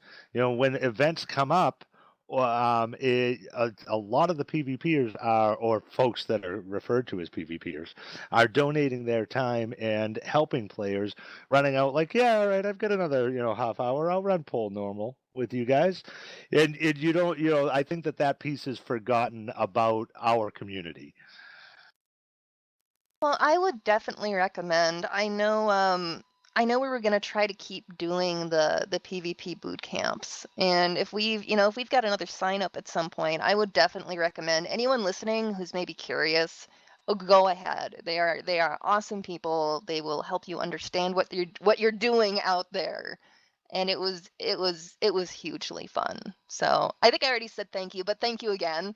And I'm really Well, glad I could make it into that one. well, thank you, and and thank you for coming along. I think that from Very and I, we did have a blast, and it's great to have the opportunity to chat about an aspect of the game that's generally kind of like, oh no, I don't want to go in there and have somebody jump on my corpse, and getting to see who we actually are. We're misunderstood. Yeah. Yeah, and I think it always like there's a lot of I hate to bang on about this point, but and I don't want to make a big deal about it. But there's actually quite a lot of females in PvP. I mean, as in females, not with like just female tunes, but females in PvP. Oh yes, Um, there are. yeah, there's quite a few of us that are in what's maybe perceived to be a bit of a kind of male dominated area. And there's a really good balance in it. And I've heard so many people say that PvP in Secret World is so different to a lot of PvP in other games. And it's not so toxic and it's a bit more friendly and it's and we are quite a tight community, but not an exclusive community. So nobody would ever be made to feel unwelcome in it. So just to kind of give that shout out to everybody. I do have to add the disclaimer. If you look at I most know what you're MMO, saying. if you look at most MMOs, have sort of a third of all PvPers are asshats. We have them. We absolutely have them in TSW. We just have a far lower percentage. We're down in the 10% range. 1 out of every 10 players you meet is going to be the spitting, jump on the corpse, shout in all caps and Fusang asshat. But in Griff, you got the brief opportunity to be introduced to my roleplay character a little as well on Sunday. A lot more is one-liners. It's a lot more jokey. When I run into Fusang, it's flirty, sexy time. For my time in Fusang, we have, and I think I mentioned it on Sunday, and I've said it over and over in this game. I've been RPing since launch, and the most RP I've had is because of PvP and because of the generosity of the players that allow me to play this tune, that allow me to get away with the crap that I get away with, and I've been able to enjoy this game so much more wholly because of the PvP community and what they've allowed me to do and how gracious they are. Can I just say we do well, some of us do put him in his place when his character does get out of turn, but Out of tongue, dear. Is that what you said? out of turn, Oh, all right. Sorry, I was like. So, but yeah, and even so, I would say of those people that Ardy was talking about that are maybe not so eloquent. Well, no, I wouldn't say no. Some of the PvP insults are actually quite funny. A lot of our PvPers are very intelligent with their put downs, so you can possibly end up laughing at them rather than Yes. feeling offended because they're really quite clever. We've Some of got them a are much not. better we've got a much better community here than in a lot of other games. I would I absolutely agree with that. I kind of I don't want to cut you off, but I kind of want to hit a couple more things. We're kind of getting towards that time of night. Absolutely. You're the boss, Griff. You're the boss. Yep, we're ready. Whoever thought I should have power? I don't even know. I don't even know. Whoever it was Antida? needs to be slapped. Yeah, Antida, you've created a monster here, Antida. Dangerous, dangerous. Yeah, Griff's middle name's Orochi. Oh no. Well, I suppose that's probably the closest you can get to Illuminati. I better not think too deeply on that. Yeah, exactly. Psychological not at all. profiling. What did I say about psychological profiling? I think it's Tilty, Scriv, if you're listening, psychological profiling, please. Right there, right there. I'm gonna wind up morning light or something. It's gonna be horrible. But anyway, anyway, yes, more forum stuff. No, I wanted to at least get a chance to mention because we've had a couple different AMAs lately. There was an AMA that Sanctuary did with Glaucon, and then we had the new Architects up again.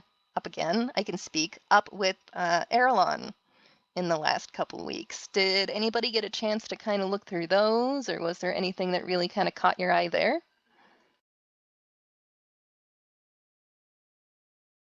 It's quite interesting to see the process of how the various bugs get reported. How it's not just a lot of them get through in-game petitions, a lot from the test lab forums, and a lot of them they pick up themselves. So it's interesting seeing all the different ways that these bugs get reported. I would agree there. I thought it was also interesting to get the reminder that a part of their process is to try to recreate that bug, and that's one of the reasons they ask for so much information.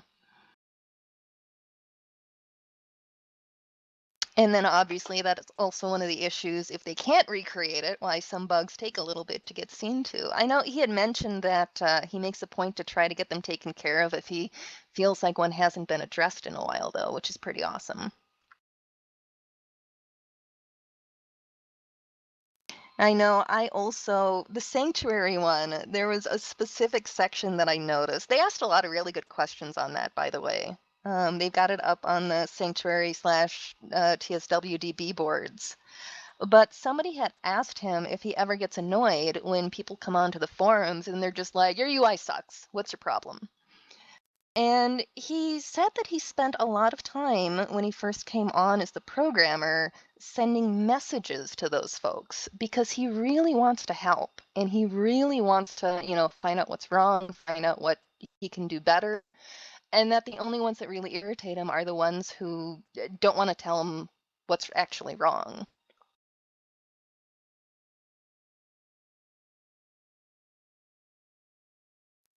Yeah, being able There's to a give that sort of constructive criticism, well, this is exactly what I don't like about this, that'd be much more useful than just, this is rubbish.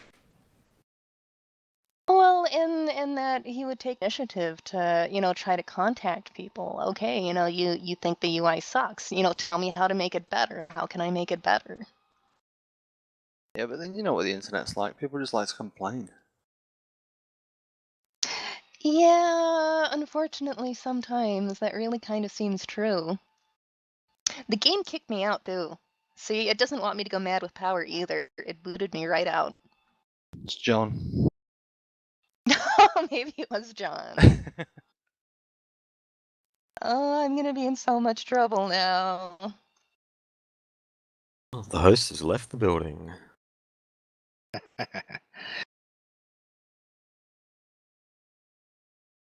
It is nice, the devs have been doing a lot of communicating lately.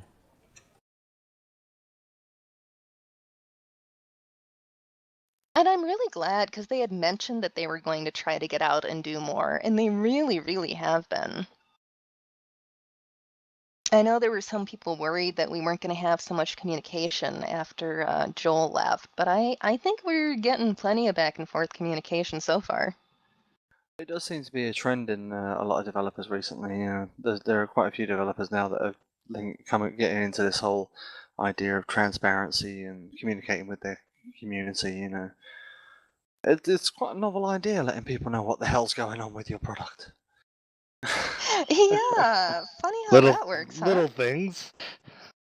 Yeah, I just, yeah, exactly. I mean, it just makes good business sense. It's really good marketing. Oh, it is hugely. I know, other than running with even like Otterdown last night, Scriv and Tilty both had characters down in Agartha, giant sized, telling everybody, hey, the stream's going on. And that's the kind of thing that makes your players, feel special and feel appreciated, that they're gonna run the stream and you're gonna announce it and, try to get people in to watch. Also, Giant Scrib and Tilty dancing is always hilarious, so there's that. Love, Other, love the huh? giant avatars. I know, Love right? love the giant avatars. Yeah, so a gadget that we can get from veteran points that grows us to that size, that'd be fantastic. That would be fantastic. Oh my This- goodness. Totally. That would be dangerous. I'd like to go into PvP like that. Wouldn't that make you kind of a giant target, though?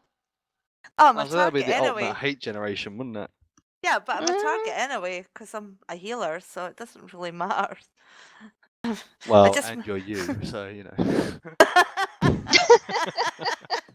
There she is, get her! Yeah, well, yeah, yeah. Well, do you know, it just might make me feel like a little bit more invincible, even though I That- wasn't. I was gonna say that just seems dangerous to me. That does not seem like a good plan. But damn, it would be fun. Okay, I'll grant Maybe that. the first time. Well, I'm gonna totally use that to segue again. Aren't I so clever? But the IMTSW combat round closed. I don't think they've announced winners on that yet, unless somebody corrects me. No, not yet. Okay. We do have winners on the handcrafted round, though.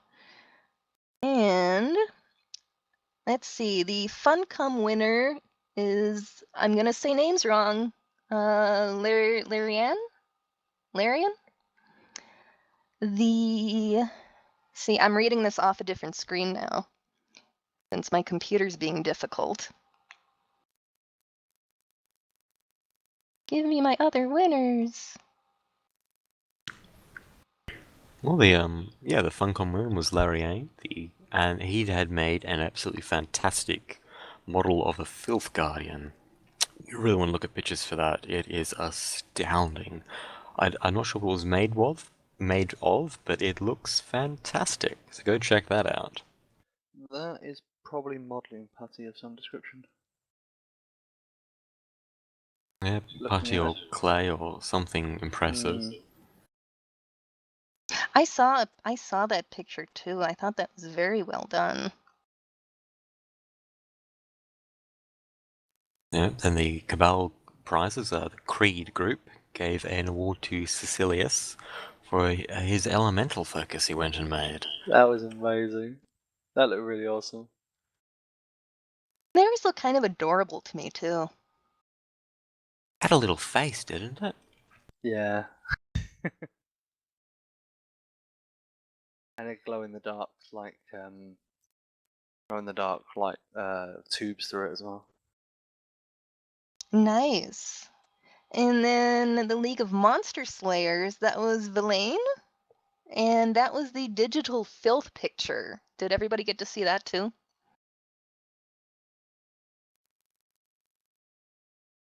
Yeah, that's a little on the creepy side. That was nightmare fuel.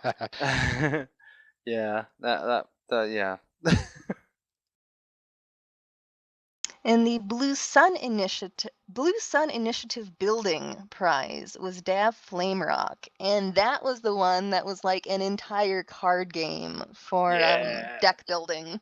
I love those. They're awesome. I still have to go through and look at that a little more closely because that looked like a lot of work went into that one. Oh, so much work. It looked very detailed. And I love I wonder- seeing the effort from people. So just fantastic ideas.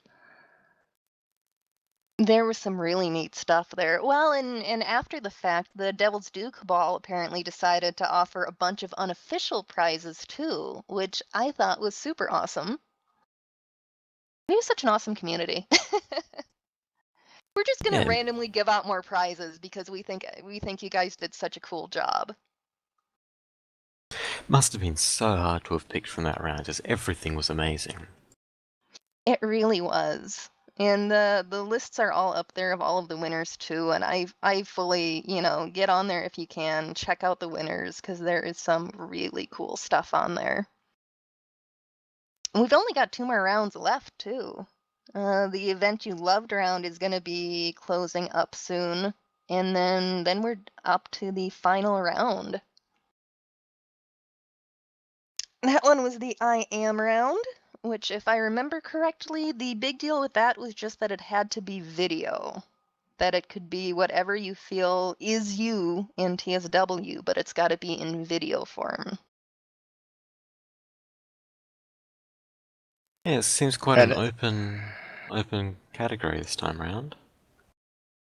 Which isn't a bad idea at all. You know, anything that hasn't fit into one of the other ones, I would go ahead and put it in this one. And I'll always say my apologies to Tomium, and crew that I wish I could participate, but I've been, glad to watch the attention and the fantastic participation so far. So this has been an amazing event to watch unfold. So big applause to the CMs running through all of this. I totally could not agree more there. And there's a thread up in the forums too where they're trying to collect feedback on this. It's really interesting reading that post too. Tomium had said something about, this is the largest contest they've ever done with Funcom. So they're really looking for everybody's feedback to decide what to do going into the future. It makes me feel all special too. We got the super big experimental contest.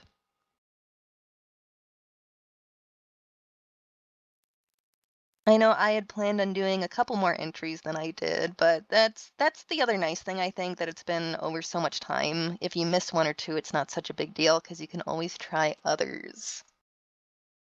Yes, and everyone gets a participation prize too, I believe. Yes. Oh, that was the other thing. They were tweeting the other day that they're getting the hats out to the people who won the initial ARG hats too, I believe. Yeah, earlier on in the podcast today, in the stream, I'm not sure, hopefully Xander caught it, but there was someone standing next to us wearing their prize hat. Oh, that's fabulous. Nice. I suppose we're getting near the end of the night here. We did have one other forum thing that's coming up. Az, did you want to tell everybody about that? Certainly. Which one is it? That was the Dragon RP event. Okie dokie, yes, this is the Mayday Dragon Only RP event. It is a social and networking event at the Dragon HQ, so all Dragon players are welcome. And if this is a perfect opportunity if you are a newer player or a newer into the roleplay, this is your chance to come along, meet people, and have a good time. So it's going to be on May the 23rd at 4 p.m. EDT or 9 p.m. BST. Now, I don't know what those two time codes mean, so you're going to have to check that out on the forum thread to work out when it is in your local time. But if you're a dragon, you want to meet some new people, you want to have a bit of fun in a roleplay context, check out the Mayday Dragon event. Excellent. I'm sure it will be chaotic and lovely. I suppose on that note, I want to thank everybody for listening, and I super want to thank everybody in call with me. I hope everybody's had patience. It has been fabulous hosting tonight, and it'll be great to have Antita back next week. We do this show weekly. That would be every Thursday at 7 p.m. EDT. So thanks again for listening, and have a great night, everyone.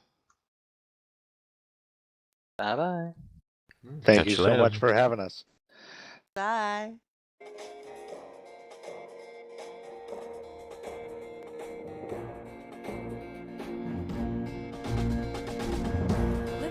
When the world goes out, it's up to you. In the darkest day, you'll find the brightest star. In the brightest day.